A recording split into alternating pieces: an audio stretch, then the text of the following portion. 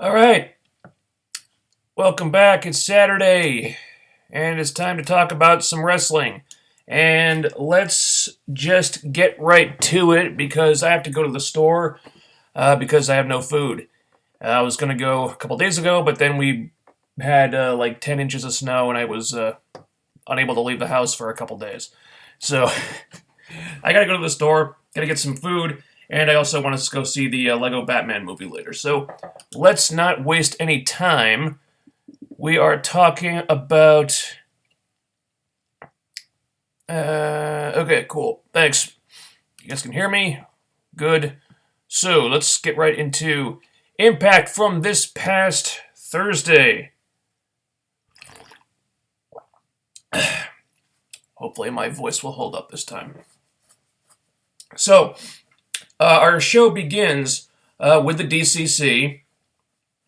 It's one of the things they advertised in the for this week. One of the things they were hyping up on social media. The DCC starts the show.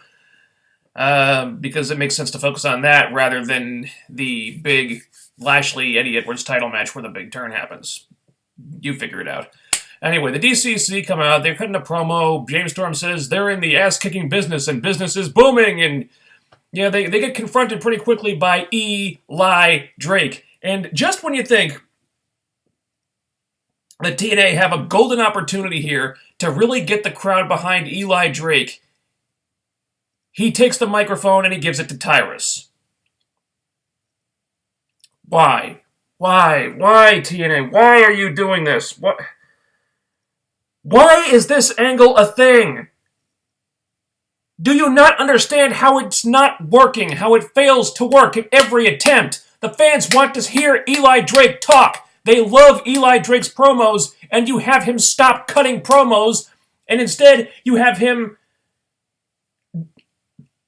just... You have him giving the microphone to this guy to talk for him, this guy who nobody likes. It is awkward every single time you do this. Tyrus does not get a reaction. All this is doing is killing Eli Drake's heat. Do you understand that, TNA? Fuck's sake. So anyway, they're still doing this thing where Tyrus is talking for Eli Drake, and it's still not working. It just elicits awkward silence from the crowd where there used to be a crowd reaction. So Tyrus gets in the DCC's face because I guess we're supposed to be rooting for Tyrus now, which is just not working. And anyway, a brawl ensues, and it's really strange because the crowd doesn't seem to have any idea who they're supposed to root for. I think they want to root for Eli Drake, but when he's teamed with Tyrus, it makes that impossible. And there's this really weird part where Storm is in the ring with Eli Drake, and Storm seems kind of almost scared of Tyrus in a way, which makes no goddamn sense at all, because Tyrus is a fucking jobber. How many matches has he won in this company? I think he won that the Bound for Glory Battle Royal thing for the title shot. Has he won any other ones? Not that I recall. The guy is a fucking jobber, and James Storm is afraid of him. James Storm is supposed to be a fucking badass. The DCC are fucking badasses 1 week removed from them taking out EC3, and suddenly James Storm is scared of Tyrus. For fuck's sake. It's like, see, it's funny, please don't hurt me, big, fat, unathletic man who sucks. God's sake. So, eventually, finally, Eli Drake comes to his senses, and he fucks off and leaves Tyrus there to fend for himself. So it's only onward and upward from here, Eli Drake. Finally ditching the dead weight. Thank you. And then for some reason it takes all three of the DCC to take Tyrus down. God only knows why. Now, thankfully, they do it pretty quickly, but the fact that it took all three of them just... I don't understand that for the life of me. It seems like TNA are actually intent on doing something with Tyrus, which... I can't even imagine what they're thinking. Anywho, speaking of things that really don't make sense to me, and I really wish they weren't even happening, we cut backstage where Brandi is doing a promo. Yeah, Brandi Rhodes. Apparently this thing with her and Rosemary is moving forward. Ay. So Brandi cuts a promo. Pretty lifeless and wooden promo. It kind of feels like she's just spouting memorized lines. And she's saying, she says that, Rosemary doesn't play by the rules and everything. And, well, that's bullshit, because if you've seen her title reign, she actually has been playing by the rules. Yeah, she defeated Jade 3 matches in a row, and didn't resort to any cheap tactics, didn't cheat at all. She defeated Jade well within the rules all 3 times. So I don't know what Brandi is talking about there, because it's bullshit. Oh, and then she says, she's going to set an example of what a knockout should be, of what a knockout is supposed to be. And right there, she makes it impossible to root for her by saying that. Because she comes off like a know-nothing rookie who thinks she's a star. And yet she's trying to act all humble and shit, but the lines they're giving her just work against her in that regard. Rosemary is a performer that just oozes star quality. And here Brandi coming in who hasn't done a thing. And what little she has done has been really unimpressive, and now she's going to go call out the Knockouts champion. It's bullshit. So we cut over to the saga of Braxton Sutter. Maria is confronting him backstage. Says, "Hey, Braxton, TikTok. I told you to propose to Laurel Van Ness, and you still haven't done it, and you know what'll happen to Allie if you don't. And the sexy giraffe wants, and the sexy giraffe will have. So go propose to LVN right now." And this has a couple of pre-tapes throughout the night, and the one after this was really strange because Sutter is kind of stewing on this, really doesn't know how to handle it, and Mike Bennett sits down with him, and they have this conversation where they're almost acting like friends. They're cordial and civil to each other. They're kind of discussing this, and it's like, when did these two become buddies? I thought they didn't like each other. Because they're acting like they're friends, and I don't understand why. I mean, yeah, Bennett is trying to convince him that proposing to LVN is the right thing to do. But aside from that, it's like, why are they being so friendly with each other? We've already firmly established that this is not a situation that Sutter wants to be in. And there's never been any indication that he liked Mike Bennett at all. They were more enemies than anything else. So the context of this was all messed up. I didn't understand why they were acting this way. But Sutter comes to some kind of a realization, so he knows what he has to do. So he goes off to find the sexy giraffe, and he ends up accidentally proposing to her. Now, you may be wondering how someone can accidentally propose to someone, but here we are. So her reaction was pretty entertaining, actually. It was like, "Oh my God, I'm so excited! Yeah, you're not rich, but it's okay because I'm getting married! Yay!" So we're gonna have another wedding angle next week, I guess. So apparently this whole thing is coming to a head, and I hope we'll finally discover what Maria has on Allie, that she can kind of strong-arm Sutter into doing all this stuff, because she must have something really incriminating on Allie. It's going to be something really big. I'm very curious to find out what the deal is with that.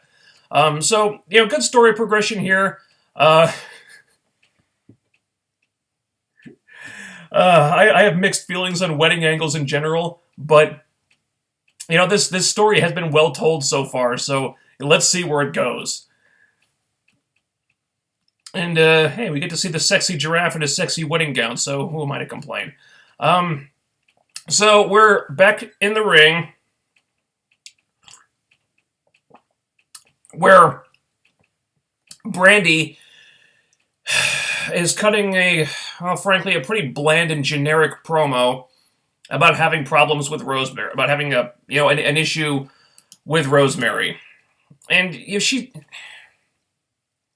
speaks well enough here. I mean, she usually does, but her speaking isn't really the problem. The problem is that she's really just devoid of personality and emotion.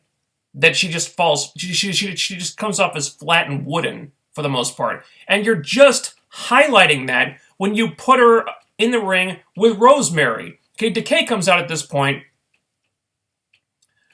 to really get in Brandi's face about this, because Brandi was all, oh, well, Rosemary loves playing mind games, but she hasn't gotten to me, by God. And, she's going to give Rosemary a reality check. And the whole thing just backfires on her when Rosemary comes out and just makes her look like a complete chump. Just through her acting, her persona, even the verbiage she was saying. One of these women looks like a complete star, and it's not Brandi. So what they're trying just backfired on Brandi because she's just not ready for this spot, and it's so obvious that she's not ready.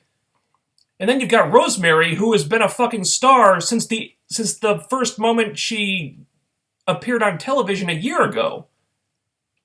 And it doesn't work. I mean, Brandi just feels like a poser who hasn't earned the right to be in the ring with someone like this. Yeah, and this is the woman who's going to set an example for the other knockouts? It's bullshit. I mean, frankly, Rosemary completely owned Brandi here. And just when I'm feeling like, please just let Rosemary obliterate this clown and call it a day. But right when the Decay are going to triple team her, Moose of all people comes out to make the save. What? What? That was random as all hell. Why the hell did Moose come out? What if these two had anything to do with each other? I mean, did I miss something? Was there some kind of exclusive digital content where they became friends backstage or something? What the hell does Moose care about any of this? Very strange. I mean, Rosemary did what she could to save this. And hey, when Rosemary was doing stuff, I was paying attention. But Brandi is she's just not ready. She's not ready for something like this. I'm sorry, she's not. And it really concerns me that TNA think this can be an actual feud, apparently. They seem dead set on trying to make a star out of Brandi, and it's just, I don't think they're doing her any favors. Because it's so obvious that they're just pushing her beyond her means, and she's just not prepared. I mean, she should be working matches on Explosion and working on her promos backstage until she improves enough for a spot like this. But they're not going to do it. So, then we're backstage. No, I'm sorry. Boy. Next we have Aaron Rex with Rockstar Spud versus Robbie E, because this is a feud, still. And this is another situation where I'm wondering, why the fuck is this still a thing? Why are they doing this? This is so pointless. It's two guys, two talented people that the fans want to like, stuck with this just terrible Bush League gimmick versus a guy that no one gives a shit about playing the babyface. How do they expect this to work? Robbie E is such a pathetic babyface that there were actually small signs of the Aaron Rex song getting over in the crowd. Not big signs, but you could hear it. Maybe it was just the crowd trying to amuse themselves, but the signs were there, you know? Because they'd rather, I guess, apparently because the fans would rather root for a guy with a gimmick as bad as this over Robbie E. Because Robbie E sucks. No one cares about him. Why are you even doing this? What is the point? Rex is not going to get heel heat when he's working against Robbie E. Because no one gives a shit about Robbie E. It's stupid. Honestly, I couldn't tell you a thing about this match. I could barely pay attention to it.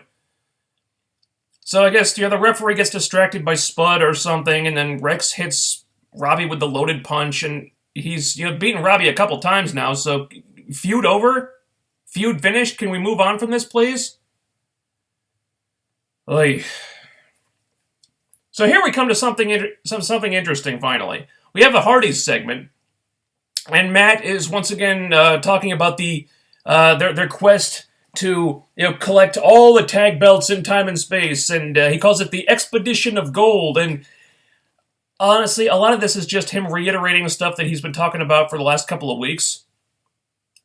He really doesn't get to anything new until he brings back Vanguard 1. See, Vanguard 1 had this little tarp over him, and he pulls him off to do this big reveal, and it's Vanguard 1, he's back, yes! And I popped for that because it's Vanguard 1.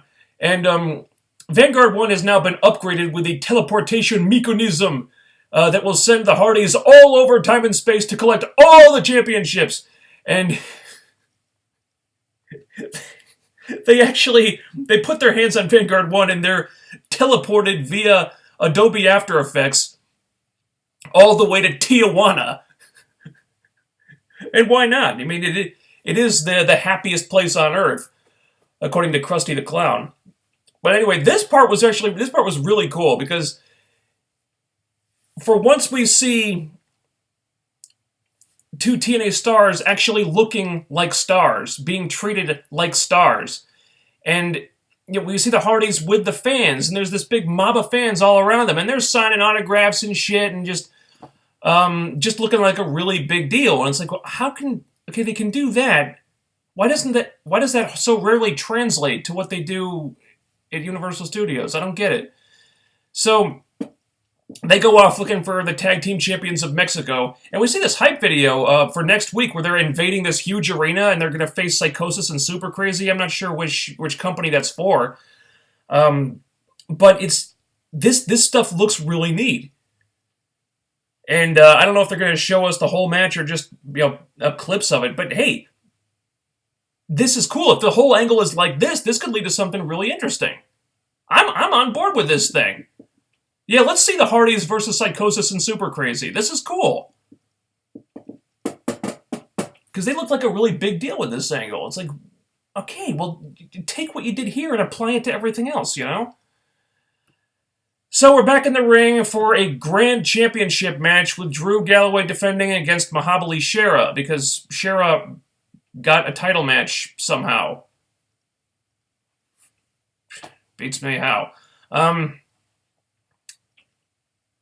It's a little strange because, Drew says he wants to make the Grand Championship the most important championship in wrestling, and to do that, he's defending it against Mahabali Shera, Doesn't really track. I'm not sure how you get from A to B there. They've been doing a slightly better job with applying this 3-round structure to these matches. I think they're finally getting better at it.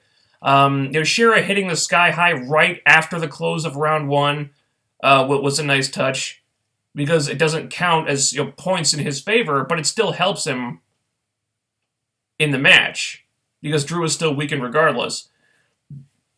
So little details like that are good. They should come up with more stuff like that.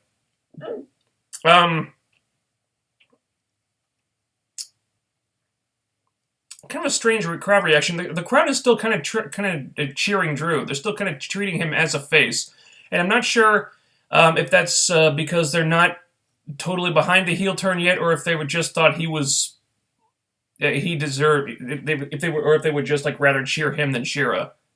Probably the latter. But anyway, Drew has like a semi-heelish, like cocky asshole attitude here, but he's not really doing anything overtly heelish. Like not really. So what was the purpose of this? Like I don't know if there was any real progression of his character here. So what was the point? Is this going somewhere? I'm not sure. If anything, he was acting less heelish than he was when he faced Moose, which I don't really understand. Probably one of Shira's better matches here, but it did feel kind of random because it didn't seem like it progressed a story or a character at all. Something that did progress a story and a character, we have the Helms Dynasty in the ring next for a promo where Trevor Lee is celebrating his X Division title win over DJZ the week before. Trevor Lee actually gets to talk, finally, and it kind of makes me wonder why we haven't heard this guy talk more, why it took so long for them to give him a microphone, because he's not half bad as a promo. He did well here. Let's hear this guy talk more. He's good. So, pretty quickly, they turn this on Andrew Everett, because Shane Helms claims that Everett is the weakness in the Helms Dynasty. They say that Everett has squandered lots of opportunities, which didn't really ring true to me. I don't know that Andrew Everett has squandered opportunities so much as he just hasn't been given any. Because it's always been Trevor Lee first, and Andrew Everett kind of playing the sidekick. And Helms always, it did always seem to have like a preference for Trevor Lee. And I don't think that we've seen Andrew Everett screw up that much. So this kind of rang a little false to me. But the crowd accepted it. Everett kind of turned on him. He says, "Hey, maybe I'm not the problem. Maybe you're the problem, Shane Helms." So Trevor Lee and Helms kind of attack Everett, and they lay him out. And the crowd is behind Andrew Everett as a face. They were behind him before he even started talking. Before he even tried to get in Shane's face about this. So if this was a proper face turn for Andrew Everett here, I think it worked. I don't think it was set up terribly well. I think they could have done a lot more to foreshadow that, but hey, it worked. And they are down a babyface now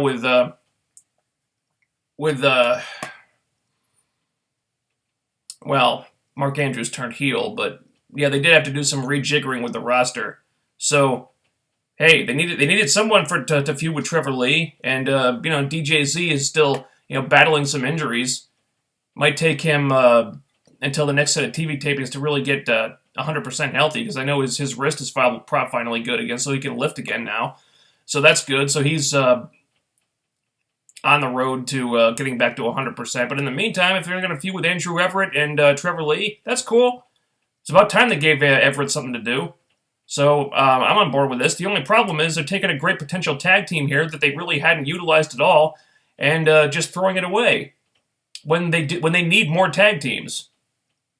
So it just kind of feels like a waste,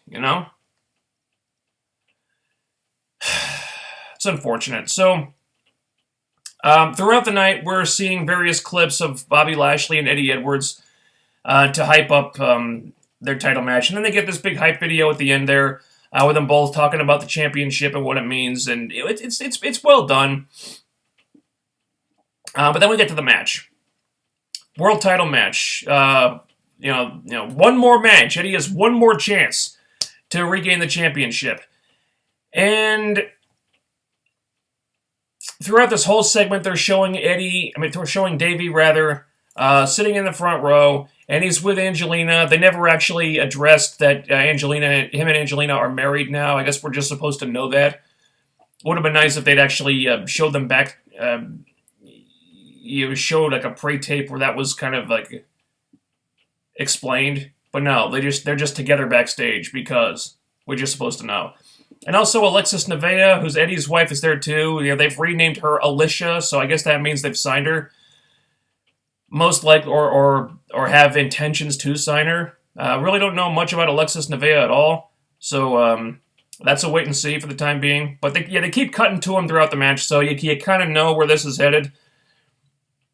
And it bugged me that there were no intros by JB to start the match. Like, in this corner, the undisputed defending world champion. In this corner, Eddie Edwards, the defender. Where were the intros? Look, I know we've seen this match a number of times, but hey, do you want it to be a big deal or not? I don't know. It was very notable by its absence there. It's a good match, even though we've seen it a number of times now. These guys always have good matches. I really like the spot where Eddie did the suicide dive and Bobby caught him and turned it into a suplex. That was really badass. But for the most part, it's a match that we've seen a number of times before, and it just doesn't feel as fresh as it used to.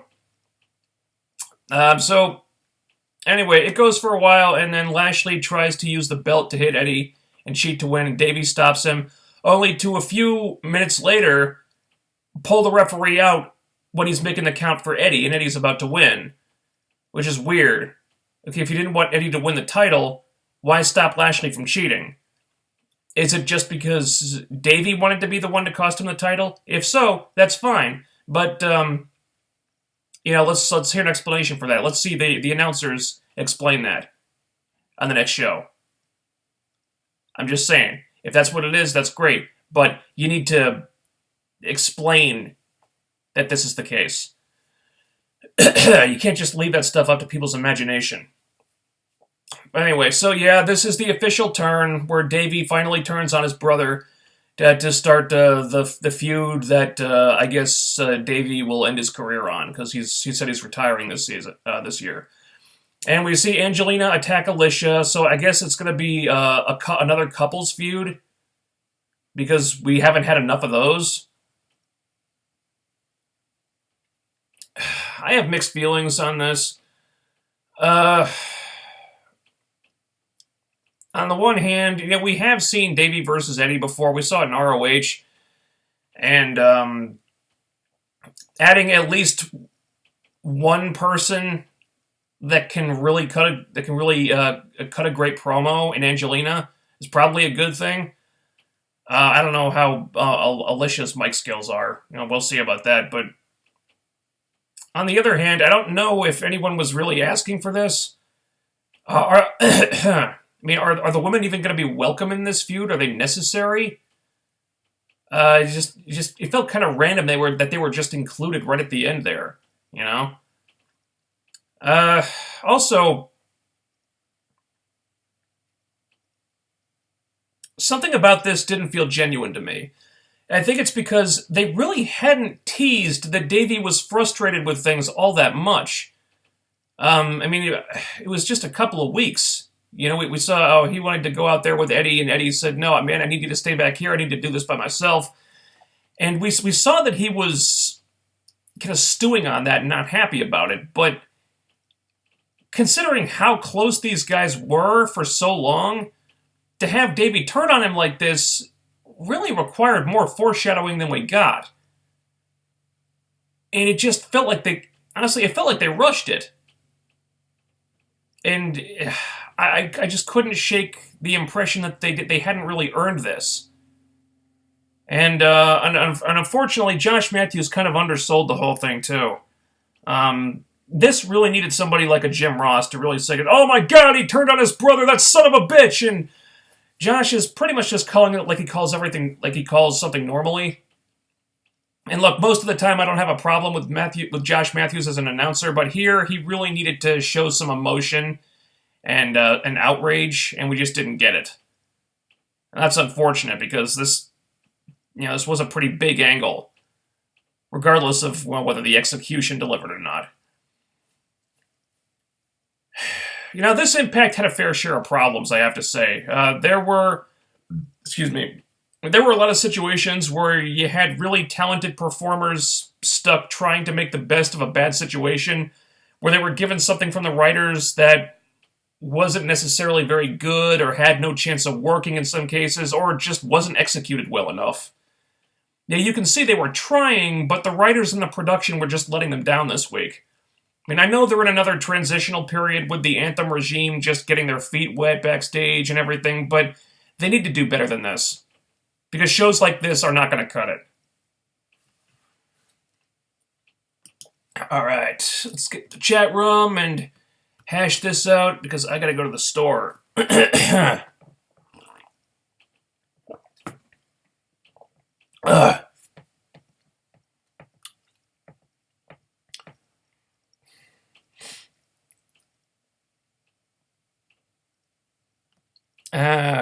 Thoughts on Alexa Bliss? You know, I'm not really watching SmackDown.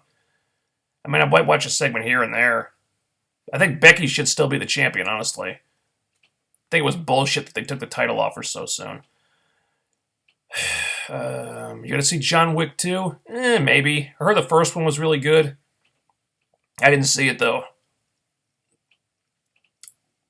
Tonight I'm gonna, I really want to see the Lego Batman movie, because Angry Joe gave it a 10 out of 10. I was like, wow. And I know that the first Lego movie was really good. So I'm excited to see Lego Batman tonight, hopefully. Let's see. I'm so happy that Angelina is back in TNA, one of the best all-around talents they had. If she's motivated, she can still be an incredible addition to the Knockout roster. If she's motivated, that's the big question. That's the key word, if. Because in her last run, she was not motivated. And it didn't go so well. And you could tell, I mean, most of the time, you could really tell just how uninspired and kind of bored she was. You know, granted, it doesn't help when she was stuck doing another revival of the Beautiful People. And Christ, how many times has that happened by now? So I could understand if she was uninspired, but man, honestly, I'm not jumping for joy that she's back. If she's there to put over someone new and like help get new girls over, okay. But I really have no desire to see her doing anything else. Because this division is at a point where it needs to move forward, not backward. Now, granted, she is a veteran who can job to the newer girls and help get them over, because Gail Kim doesn't like doing that, and we can't just have Madison Rayne doing it all the time, because she seems to be transitioning into a backstage role at this point. But we don't know if that's what she's going to be doing, so we'll see. If TNA hired you for a heel commentary, how would you be a foil to Josh Matthews? Well, TNA would never hire me for a heel commentary because my voice, there's no way my voice would last an entire show. I mean, you've heard me in these streams. I gotta be constantly drinking stuff, and even then, I kind of sound like a frog crawled into my throat and died a lot of the time. Because that's just my chronic allergies kicking in. Because my throat is kind of shit at this point.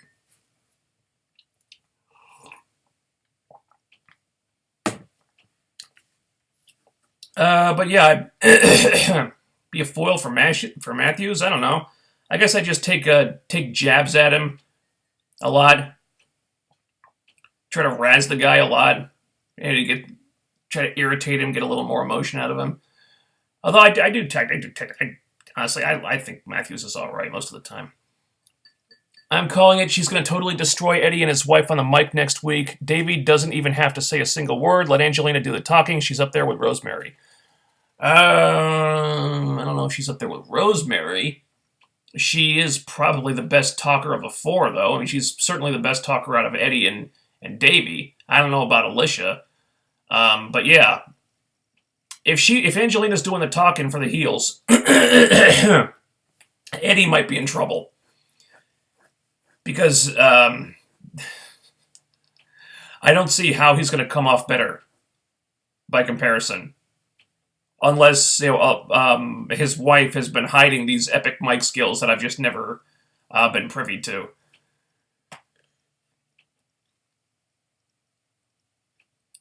Plus, as a veteran, she can give a lot to the younger girls. I expect her to be booked strongly in this feud, but I don't think she's going to be like Gail and always steal all the spotlight. Well, fingers crossed, yeah. DCC's booking is confusing. They are mostly booked like heels, but they are also always feuding with heels, so who am I supposed to get behind? I don't... That's a good point. They also go back and forth on whether or not they're badasses. Because last week, I guess they were supposed to be badasses, but here they were acting almost scared of Tyrus in the match. So who the hell knows? It's very schizophrenic booking with the DCC. Like, make a decision and stick with it. Are they heels or not? Are they badasses or not? I don't know at this point. So, oh yeah, I'll agree with that. It's very confusing. Eli Drake should talk but not turn heel, because naturally as a character is a heel at heart. I disagree that Eli should turn face. I don't think he necessarily has to turn face, but I do think that him talking is kind of necessary, because that's what got him over. That's what the fans want him to do. I don't think he has to be cutting babyface promos or anything. I mean, he can still probably insult the crowd, because he was doing that before and people were digging it. But I think them having him not talk is just shooting him in the foot. It's just counterproductive, because you're taking away the thing that the fans want to see him do. You know, it's the same exact damn thing when they had Angelina doing the time-traveling lesbian vampire gimmick from years back with Winter. It's like, here's a girl who got over with her personality and mic skills, and then you give her a gimmick where she doesn't talk and shows no personality. So what the hell did they think was going to happen? So yeah, that got killed before too long, and hopefully, this week was the end of the Eli Drake doesn't talk gimmick. Get him away from Tyrus and have him cutting his own damn promos again.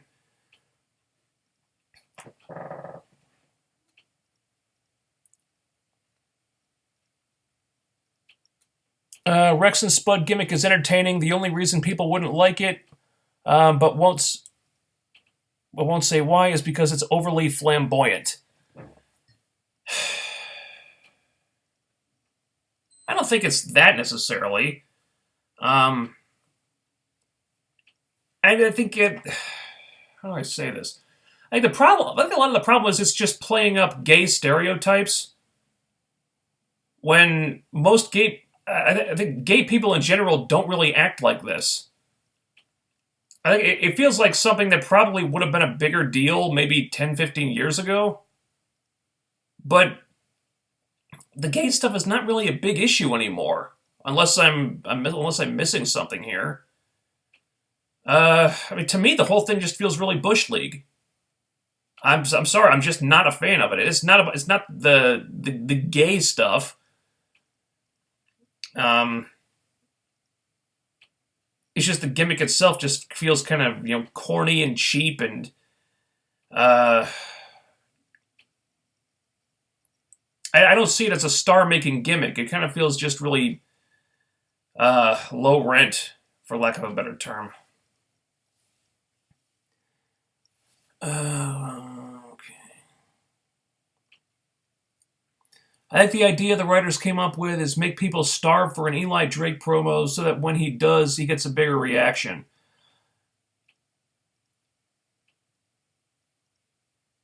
Alright, well, if that was the case, then having Tyrus talk for him is not helping. I think having Tyrus talk for him is just frustrating people.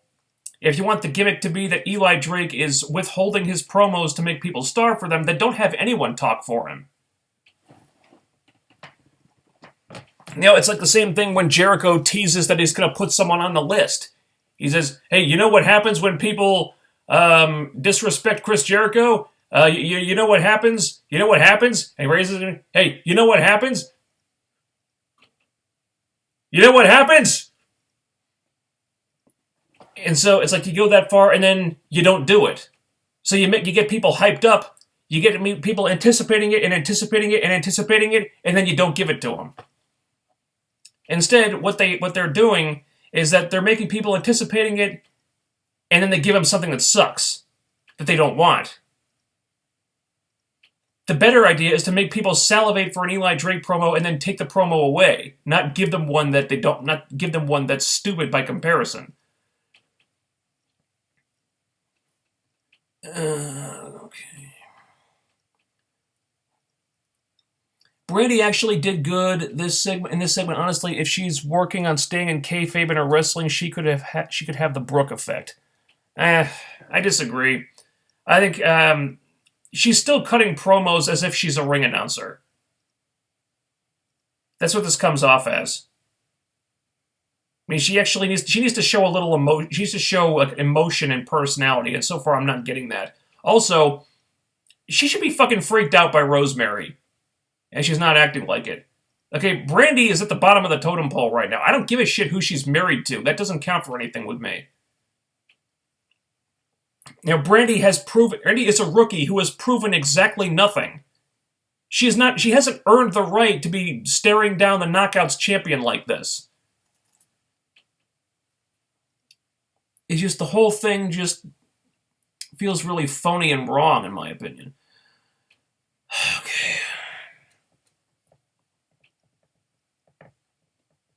I think Tyrus should be used better. I think Tyrus should not be used at all. That's what I think. Rosemary was pure awesome on the mic. Brandi is so outclassed, it's embarrassing. Do you think Cody is bringing the Bullet Club against the Decay? I doubt it. Are they signing in Bullet Club members and bringing them in? Haven't heard anything about that. Moose saving Brandi was one of the most random things on this show in a while. What have these two ever had in common? I thought Moose wanted to get the grand title back. Yeah, exactly. Is that over? Is Moose still going for the grand championship?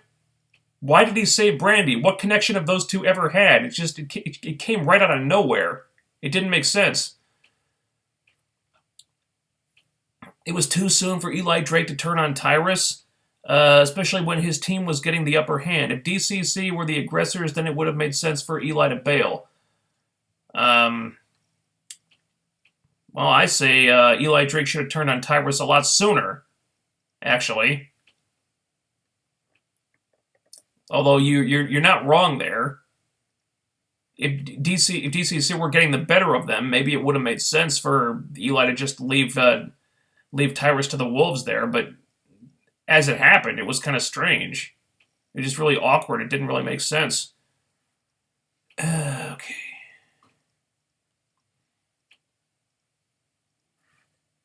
Robbie, man, try and do something unique instead of this stale shit.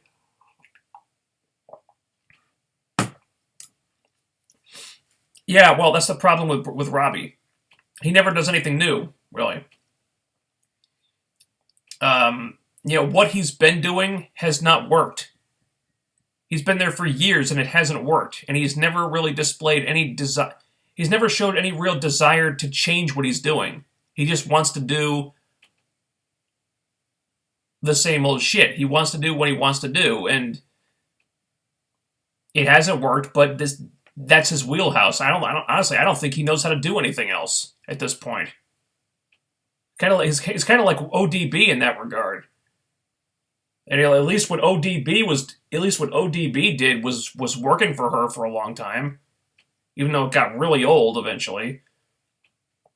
But it's like they only have one mode, and they can't shift out of that mode for the life of them.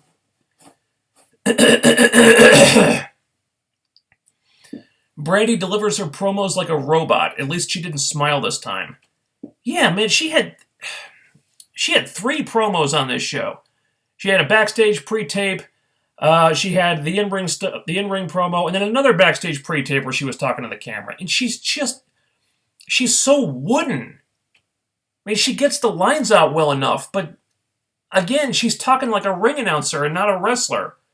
I mean, she needs someone to help her with her acting. I mean, who's producing her segments? I don't know, but she needs an acting coach or something, because she's very robotic, very wooden, and I can't make a connection with this character at all. This is the absolute wrong way to use her. Because if you put her in a feud with Rosemary is just going to expose her every single time. Because Rosemary is on a completely other level. In the performance department. I mean, in that department, Rosemary is like probably the best knockout they have. With the But yeah, I mean, okay, Maria is up there too, but Maria's not really a knockout per se. And so if we're excluding Maria, I guess the only one who's really on Rosemary's level would be Allie, when she's allowed to really be herself. Now, right now, she's still playing the rookie, but she has that capability. We saw her in the Courtney Rush Cherry Bomb feud for a long time. I mean, she's on that level. She can match Rosemary in that regard. But instead, they've got Brandi trying to do it, and it's not working. Let's see.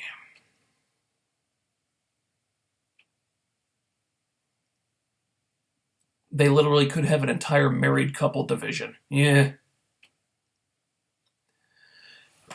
I thought Brandi was tolerable this week. It didn't make sense for Moose to come out and save her. Okay. Finally digging the Braxton Laurel angle. I have to admit, these backstage segments were funny as hell this week. Yeah, LVN sold that really well.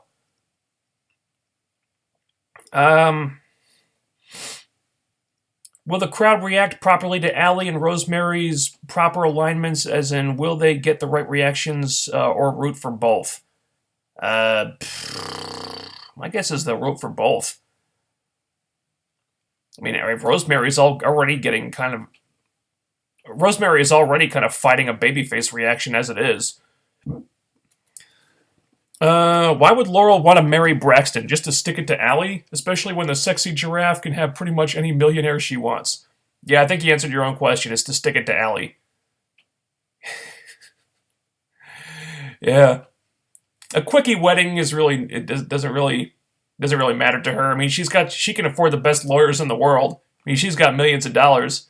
I mean, a quickie divorce really won't mean anything to her once she's had her fun.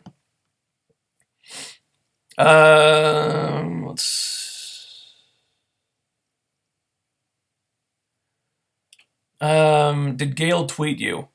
Yeah. I kind of tweeted her like in kayfabe, like saying, "Hey, what have you got against Rosemary? She's great. Knockout division needs more people like her." And she says, "Oh, well, she gave me the poison mist twice." Like, okay, but it's not like she's the one who injured you or anything, you know. I was kind of hoping for more of an explanation, but whatever. Thanks to her for responding to me, though. That was nice of her. Allie better have killed someone in Mexico and changed her name, or else I don't get why Braxton is being strung along. Yeah. I hope that reveal delivers. I mean, Maria's got to have something really big on Allie. It needs to be something really big for Braxton Sutter to be doing all this just to protect her.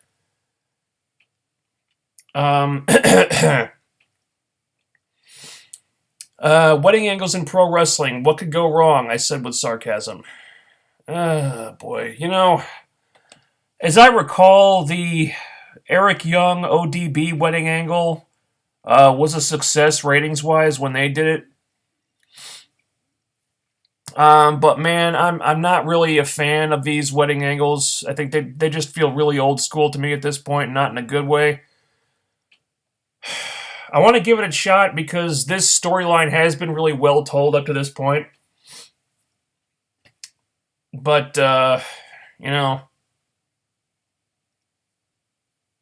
maybe they're an acquired taste or something. I'm kind of over the wedding angle thing.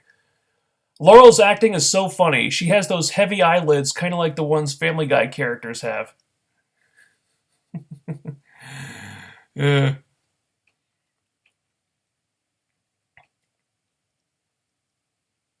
The wedding should take place at lockdown at the earliest, with Allie crashing the party.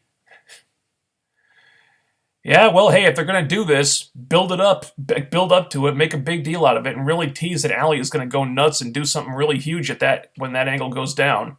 And apparently there's a graphic here that I saw. Oh, wait, here we go. So yeah, they're going to wait a couple weeks. Let's see.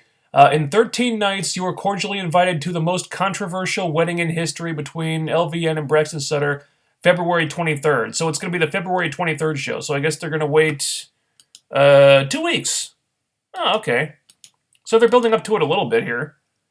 They're not going to do it next week. I was wrong about that. All right, so that's something. Maybe they'll have enough time to tease Allie's involvement and what she's going to do there.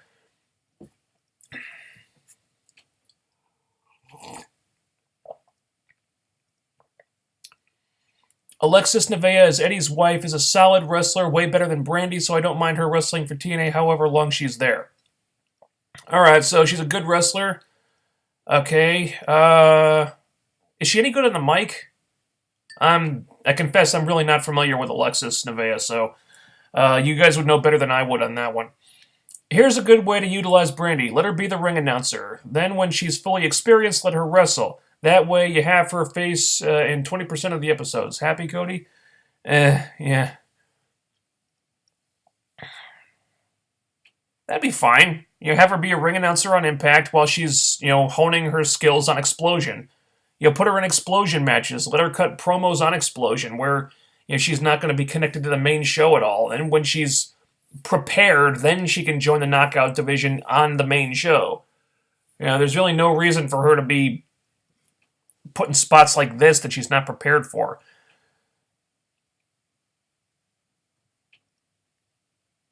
Okay.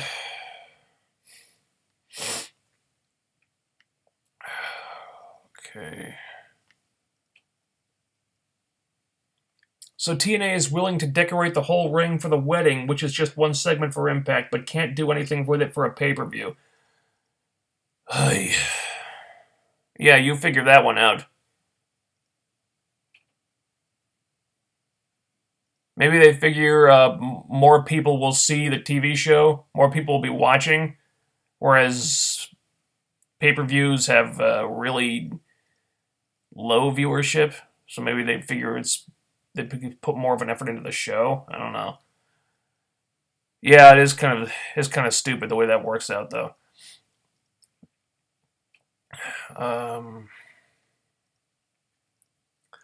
With Moose feuding with Decay, who will Lashley feud with? Good question. Well, we don't know if Moose is feuding with Decay or if he's still feuding with Drew or if that's going to be a thing again. I'm not sure. I guess they're not going to throw him at Lashley just yet. So that leaves the question of who the hell does Lashley feud with? Does he go back to EC3? Because they've kind of stressed that EC3 can't exactly beat Lashley right now. And I heard EC3 might be injured or something. So who knows? That's a good question. I don't know who Lashley feuds with next. In a way, I'm glad Brandi's feuding with Rosemary. More body counts for Rosemary. Ideally, yes, but we don't know how dead set they are on trying to make a star out of Brandi. They may have Brandi get over on Rosemary for all we know. That's what concerns me, because she's got that, in their mind, she has the star power by association by being Cody's wife. So, how much is that going to count for? How much are they going to want? How far are they going to want to take her just to appease Cody? We don't know. It could be a lot. I hope it's not, but you never know. What did you think of the new Iron Fist Guardians of the Galaxy Volume 2 trailers? Iron Fist was cool. I think... I'm not sure if it was the editing of the Iron Fist trailer or the fact that they were just kind of focusing on the wrong things, but I wish... It felt a little unfocused to me. I kind of wish they'd focused more on the origin type stuff of him in Kunlun or however it's pronounced, and him training there, and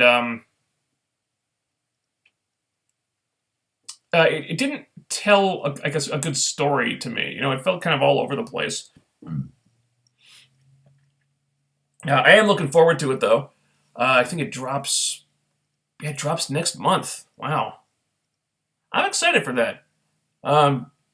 Wasn't wild about the trailer. I liked the footage. I just wasn't crazy about the way it was cut together.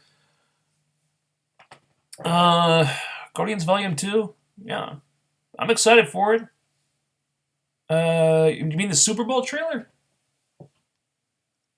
I think it's cool that they added the other characters, Londo or Yondo or whatever that guy, the blue dude with the red mohawk, and they got Nebula in there too. So are they going to be joining the team now?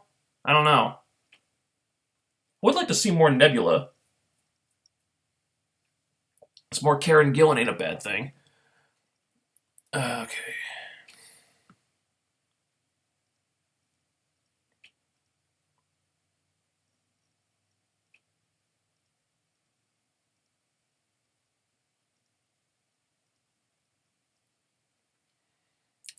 Do you think Eddie should have turned heel instead? No. I wasn't crazy about how it was done, but I think Davey is more suited to be a heel, honestly.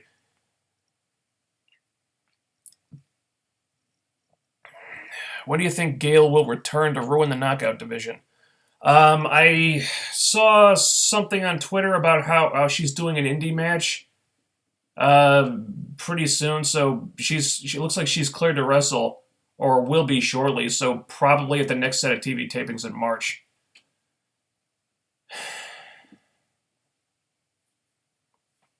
To be honest, I'm not looking forward to that. Knockout Division's been making a lot of progress. We got a great new champion. We had a fresh title feud that was really good.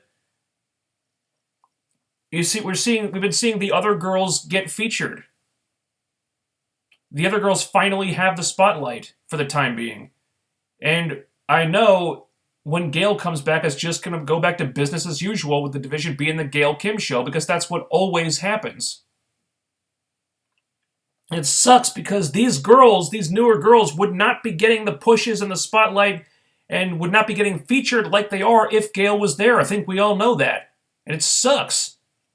Because Gail's coming back soon. It's just going to take all that progress away. It's going to be one step forward, one step back.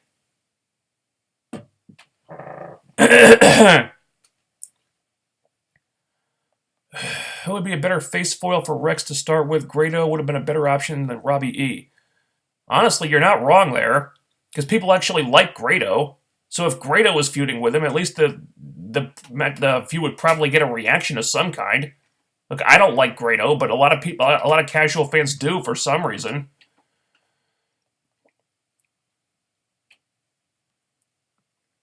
I like Aaron Rex, though he should be feuding with a manly man like Drew Galloway, James Storm, Lashley, etc. Having him feud with a goof doesn't elevate anyone. Yeah, exactly. Right now, it's like a clown feuding with another clown. It's like you need a contrast there. I think the whole purpose of doing a gimmick like that is in how people react to it. But if he's just feuding with this goofball idiot, you lose that. Let's see.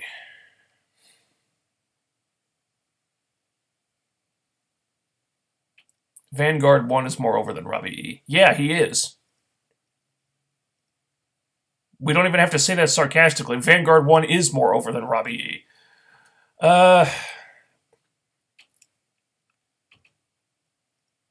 Have you seen the recent Talkin' Shop episode of Talkin's Jericho about Enzo talking about how he came up with the certified G line? No, I have not.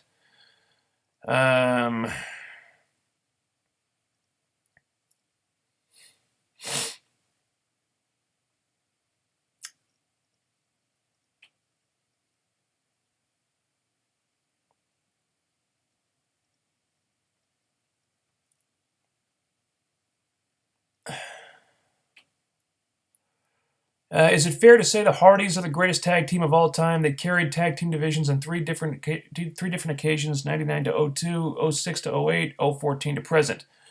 They'd have a case for it.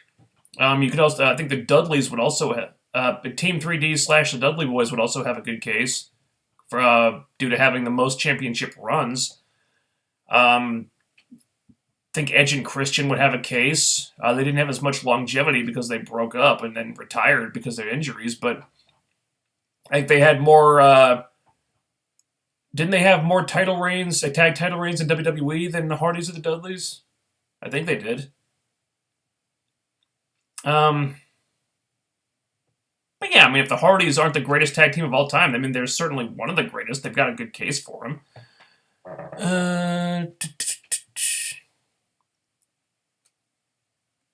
Tag match is going to be fun as hell next week. I like this idea of them being traveling champions, like actual world champions. Yeah, yeah. If it comes off as well as it looks like it will, I'm excited. I mean, of course, not every. I'm sure not every place they go to is going to have like the big venue and the big platform like it looks like they're going to have next week in that Mexican promotion. But so far, so good. It looks really cool.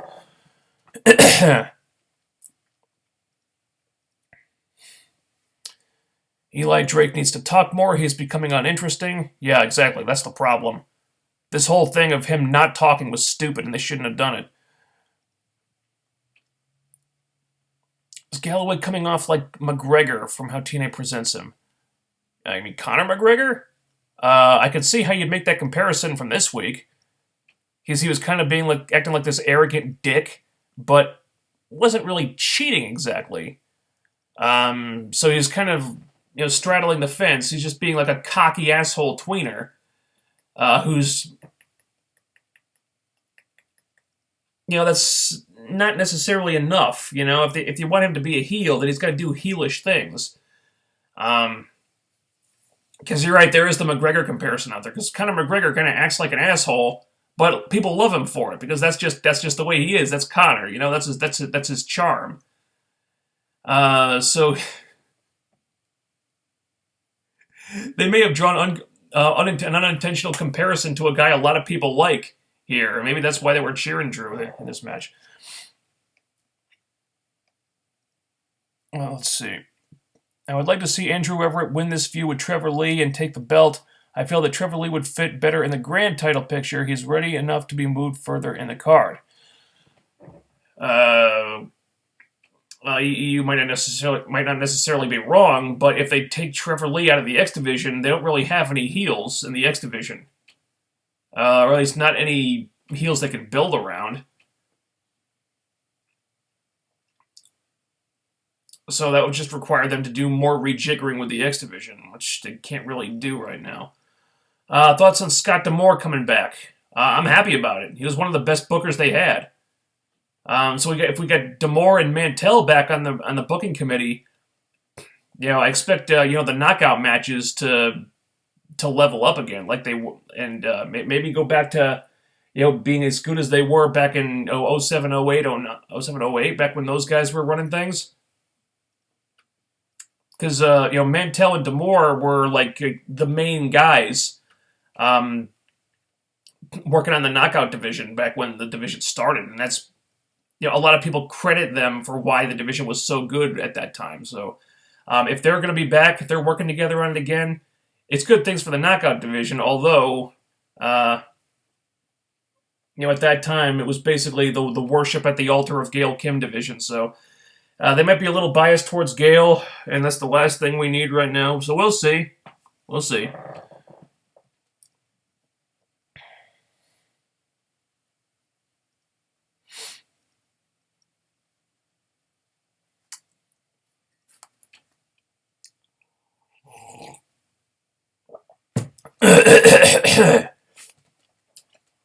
Why didn't Davey wait until Eddie won the title and then do all that? It would have made him instantly the number one contender. Good question. I guess the explanation is that he cared about screwing Eddie over more than he cared about winning the title. It's not, I don't know if it's a great explanation, but that's the only one I've got.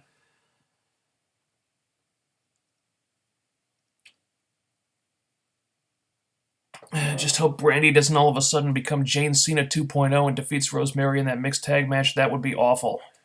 No kidding. Let's see.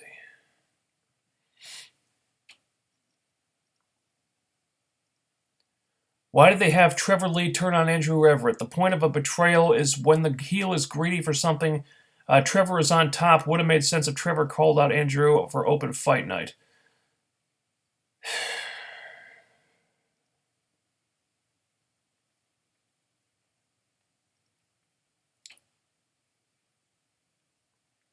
Well, I guess the point is that the heel has everything. He becomes egomaniacal, and his head gets big, and he starts making mistakes.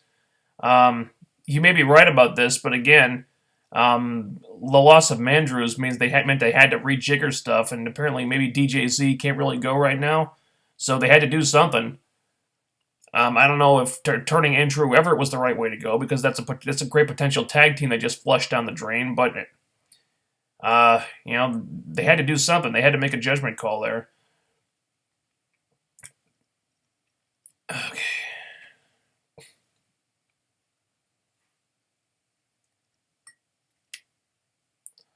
Instead of Trevor Lee turning on Andrew Everett, why not have him feud with Marshe Rockett? Well, is Marshe Rockett ready for that? We don't know. Haven't really seen a whole lot of him yet.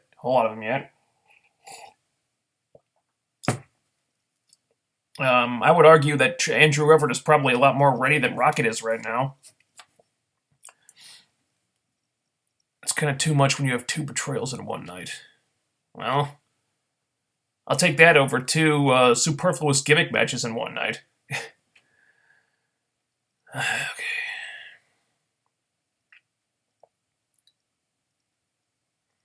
Is the offer to buy Angelina a sandwich still on the table? Because Alicia needs one as well. She kind of looks like a Powerpuff Girl.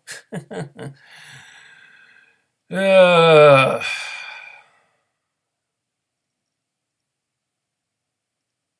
didn't really notice how skinny Alicia is. Maybe next week.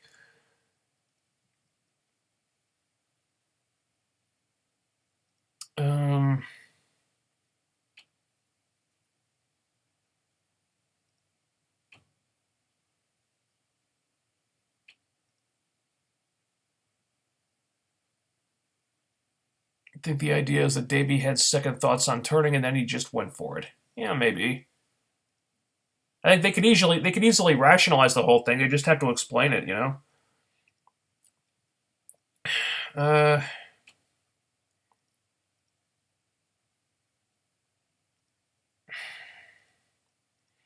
How would you book the Davey-Eddie feud going forward?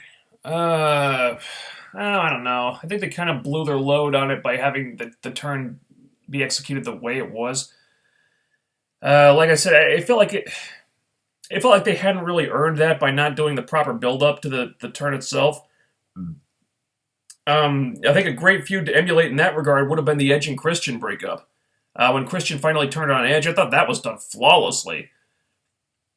So they built the hell out of that. And yeah, we all knew the turn was coming, but it didn't make it any less meaningful when it happened because the story had been good. Here, it just didn't feel like they teased it enough. They teased it a little bit, and then he just turned on this guy who was like a brother to him, and it just, I don't know. It felt rushed, I guess.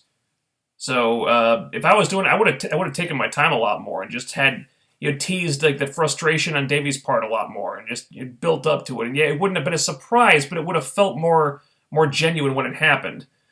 And I'm not sure where they go. I'm not sure where they go from there. Like I said, I'm not sure what Alicia can do or what she's capable of. And I have mixed feelings on the women being involved in general. So it's hard because you don't want to expose anybody.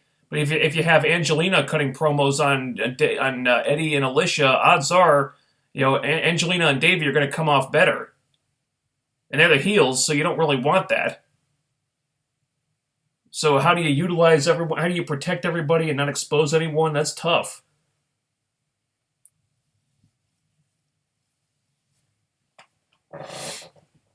Okay.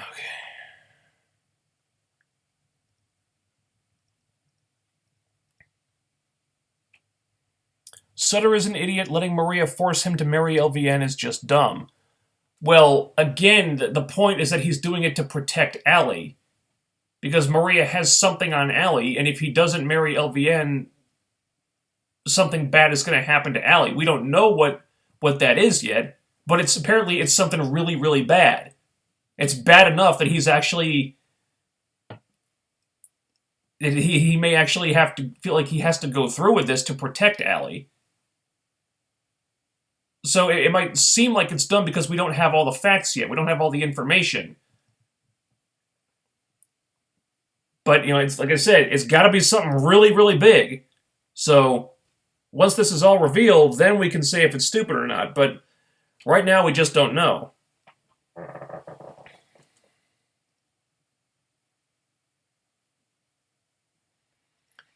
There was a lot of foreshadowing, Davey and Eddie not being able to win the tag titles. There were a lot of shoots of Davey looking like he's jealous in the match. It's always going to be about you, Eddie. Yeah, there was foreshadowing. There just wasn't enough of it to justify Davey turning on a man who was like his brother for years. Yeah, there was foreshadowing, just not enough of it, in my opinion. Now, you may disagree. That's fine. That's just how I feel. Okay.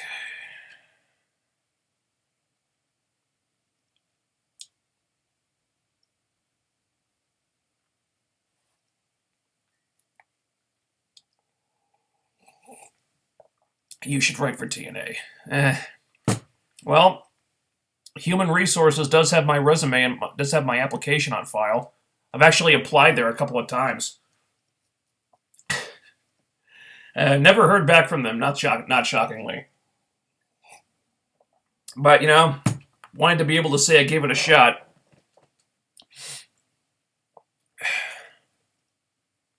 So Braxton, Alley, and LVN will be living in the same house. That's going to be awkward. The wedding angle might be worth It might be worth going through with the wedding angle just to get vignettes like of them doing that, or just them being really awkward. Oh, living together. Oy.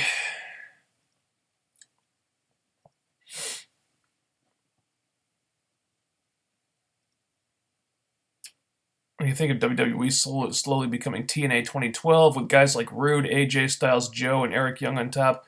Weird how people called TNA WWE Light for so long. No one is noticing that WWE is TNA Light. Yeah, it is kind of ironic that people kind of wrote TNA/Impact Wrestling off for a long time, but now a lot of those guys are at the top or on their way to the top of WWE, and suddenly everyone thinks it's a big fucking deal. Yeah. Kind of ironic. Okay, let's try to wrap this up because I got to get going, guys. Let's.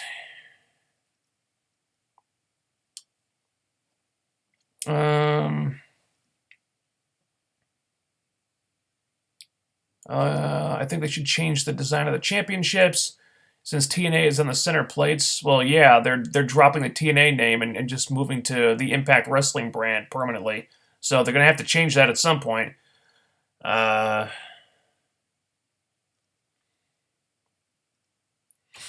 do they hope to gain by making Eli Drake not talk? I don't know. That's a great question. I'm drawing a blank there. It's like they're taking the thing that got the guy over and they have him stop doing it. I don't know what's to be gained or what the purpose of it is. It just seems like it's having the opposite effect of what they want.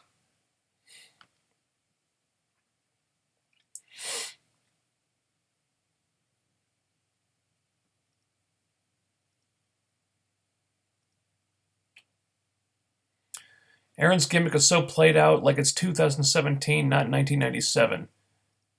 Yeah, that's a good way to sum it up. It feels like something that you would have seen back in that era.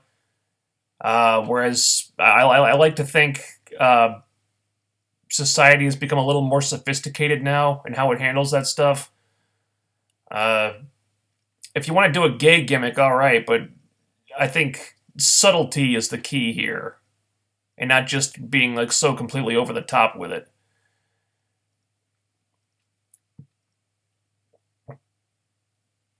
Okay.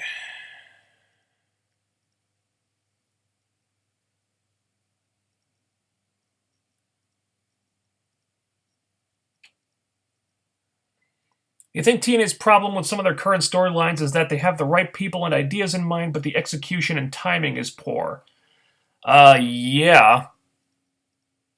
Yeah. I think it's a mix of both, honestly. We saw that on this show. Um, you know, the Brandi thing was an example of just wrong person, like the wrong person in the wrong spot. Um, whereas, okay, the Wolves, okay, Davey turning on Eddie, it's a good idea in theory. It can work in theory. I just didn't think the execution was all that good. And like I said, timing. I thought it should have been drawn out more. They should have teased and foreshadowed that more. So it's kind of a mix of both. But yeah, that's an excellent question.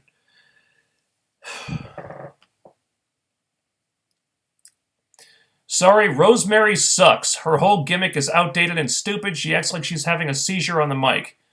Wow. We're gonna have to agree to disagree on that one. Well, I could not disagree more, my friend. um.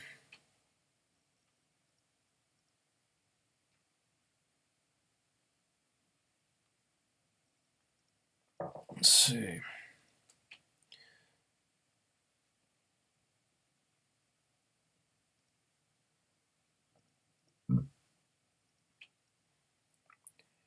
Do you think on Raw, Bayley beats Charlotte for the belt only for Bayley to lose the belt at Fastlane? I think the writers will do that because they want Charlotte to break her dad's record.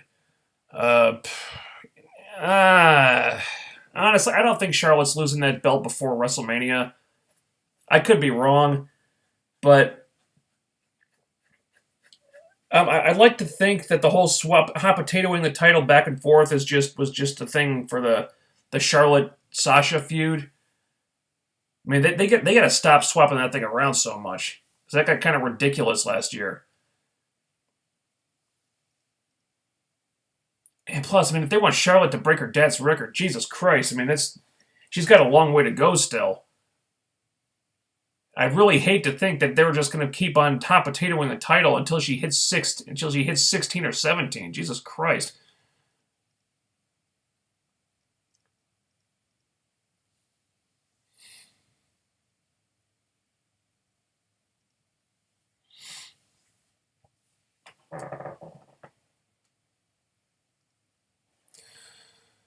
Okay. Thoughts on Legion? I haven't seen Legion. Let's see. Brandi was trying her best Gail Kim impression on the mic. I wouldn't say that exactly. I think Gail Kim is. I'd say the difference is that Gail Kim is a bad actor, while Brandi is kind of a non-actor. I think Gail Kim tries to show emotion; she's just really bad at it. And whereas Brandi is just, she's still in ring announcer mode. Maybe she can show emotion, but she just doesn't know how to get it out. And let's see how she develops as a talent over time. But, yeah.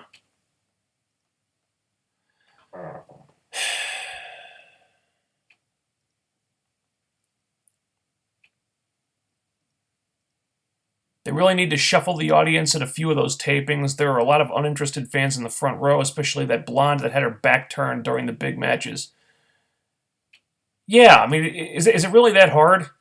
Like, move the people around at least, or at least to send someone out there to tell the people in the front row to face the damn ring. If you see someone with their back turned, send a PA out there to get in their face about it. Is that really so hard?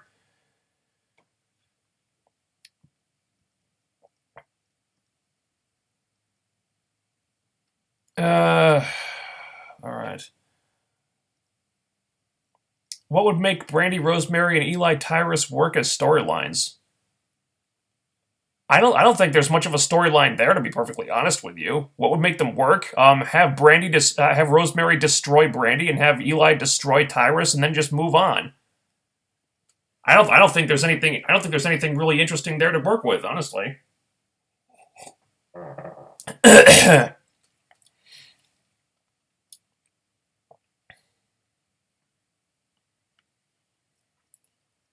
Imagine as Laurel opens one of the wedding gifts, there's an actual cherry bomb in there. Allie drop kicks the heels and steals away Braxton, and they make out in the aisle. That would actually be kind of cool.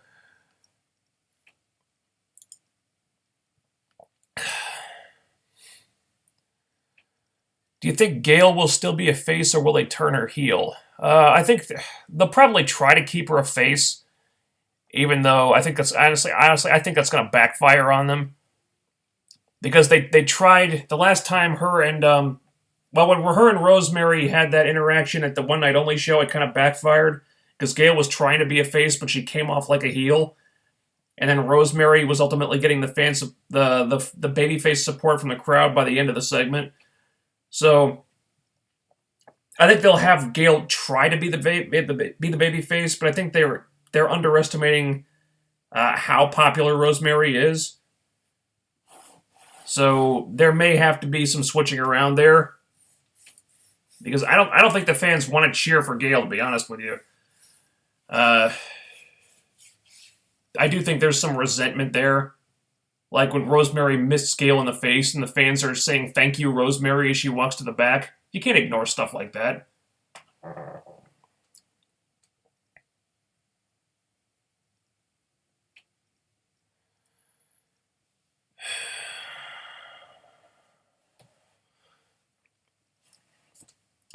Which superhero are you most scared for? I think if Wonder Woman flops, she'll never get her own movie ever again.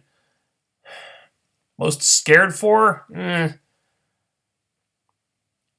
Well, there are, rumors that Wonder Woman is kind of a mess. Plus, that was made before. I think they were in production on that, like before they really got. They heard the reactions to Batman v Superman. So there may have been some rejiggering on the fly to add more humor to it, but it's never a good idea to do that, like when you're in the process of making the film. So there may be. I'm kind of expecting some total inconsistencies there at the very least. So who knows? I think the new Batfleck movie has the benefit of hindsight, because I think now they kind of understand how they kind of had the wrong idea with the early DCEU movies.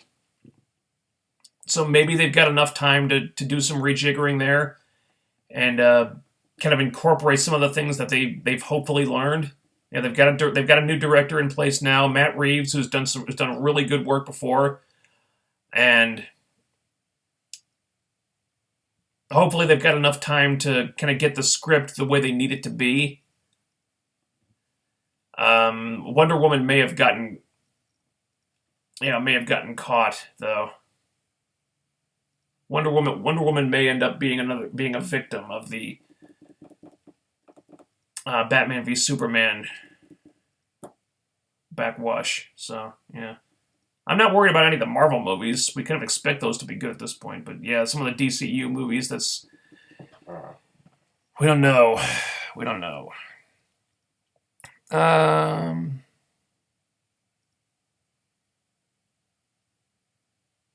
Even though Raquel ain't in TNA anymore, she should not have been signed. Yeah, no kidding. Okay, let's wrap this up. I'm going to put the cutoff point here in a minute, and then I'll just finish off the rest of these, and then I got to get to the store. Where in the world is Jesse Goddard? Couldn't he have feuded with Trevor Lee for the X title? Well, Jesse isn't really an X Division style wrestler, but I think he's coming up.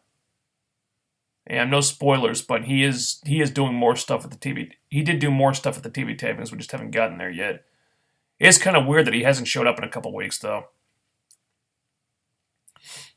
Let's see. I liked how Rosemary stayed in the ring when Moose got in there, showing she isn't afraid of anybody. Yeah, that was cool. I noticed that too. Let's see.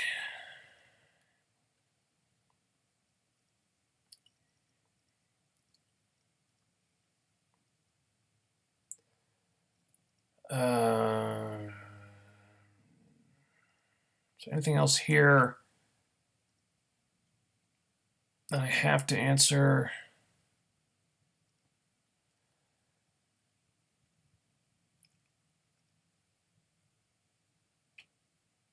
In just a day that Davey turned heel, it got 132,000 views on TNA's YouTube channel, and people are loving it, so I guess it worked at least so far. Yeah, did it? Well, nothing to sneeze at, I guess.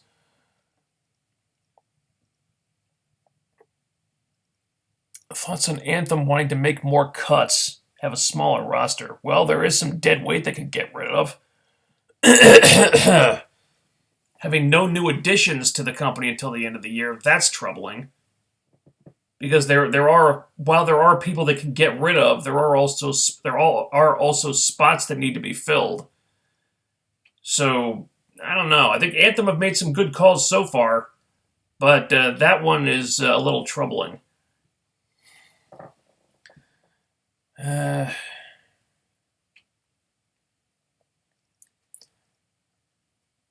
Heard ratings went down this week.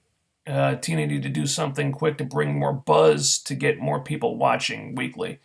Yeah, they did go down, but, it wasn't the best show in the world. That could have been part of it.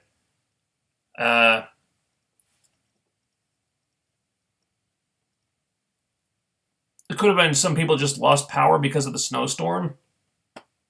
Because, I got like 10 inches where I am, so wouldn't have surprised me if some people just lost their cable.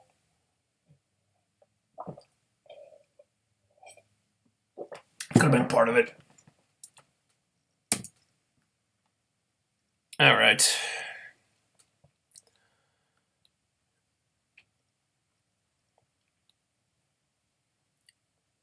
Okay.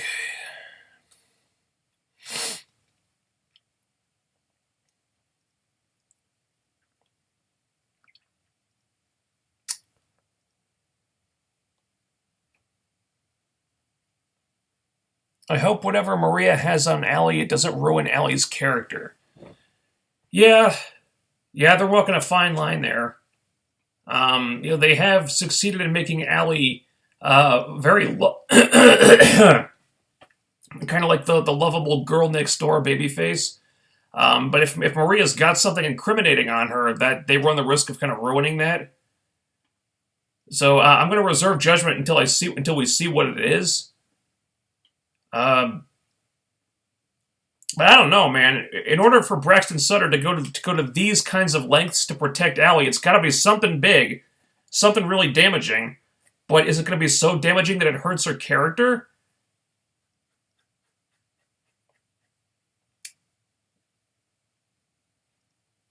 I don't know.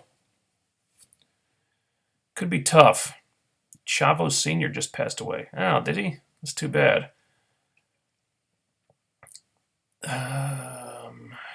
Thoughts on John Wick? Haven't seen it. Kind of funny, after Angelina nailed Eddie's wife in the crowd, people behind her freaked out and thought it was a real fight. Yeah, that was kind of funny. Okay.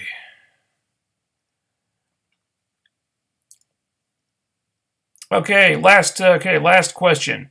I think the thumbnail with Angelina and Davey kissing each other gave them the views instead of the actual turn. Possibly. Sex sells, as they say. All right. That's going to do it for today. I got to go to the store. I've got like no food to eat.